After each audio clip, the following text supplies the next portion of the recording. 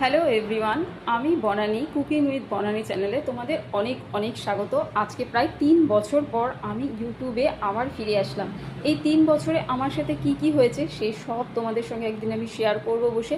আজকে এই প্রথম লক্ষ্মী পুজোর দিন আমি আমার প্রথম ব্লগটা স্টার্ট করছি। প্লিজ তোমরা আমার সঙ্গে থেকো, আমাকে সাপোর্ট করো, অনেক আমার পাশে থেকো। তো আজকে বাড়িতে লক্ষ্মী পুজো, তোমাদেরকে দেখাই কিভাবে আমি পুজোটা করতে পেরেছি। এই যে ছোট করে একটা লক্ষ্মী পুজোর আয়োজন করেছি। পুজো আমার এই মাত্র কমপ্লিট হলো।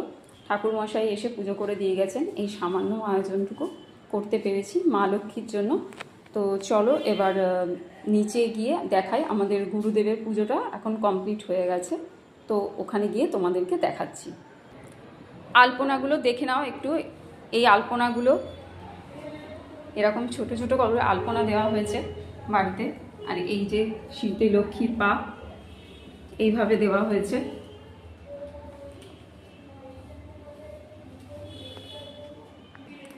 এটা আমাদের ঠাকুর ঘর, এই আলপনা দেওয়া হয়েছে এখান থেকে। আর এই যে আমাদের গুরুদেব আর রাধা মাধব, এই পুজোই আমাদের বাড়িতে হয়। আর কোজাগরি পুজো বছরে একবারই হয়। তো এই পুজোটা আমাদের কমপ্লিট হয়ে গেছে। এখন ঠাকুরকে শয়ান দেওয়া হবে।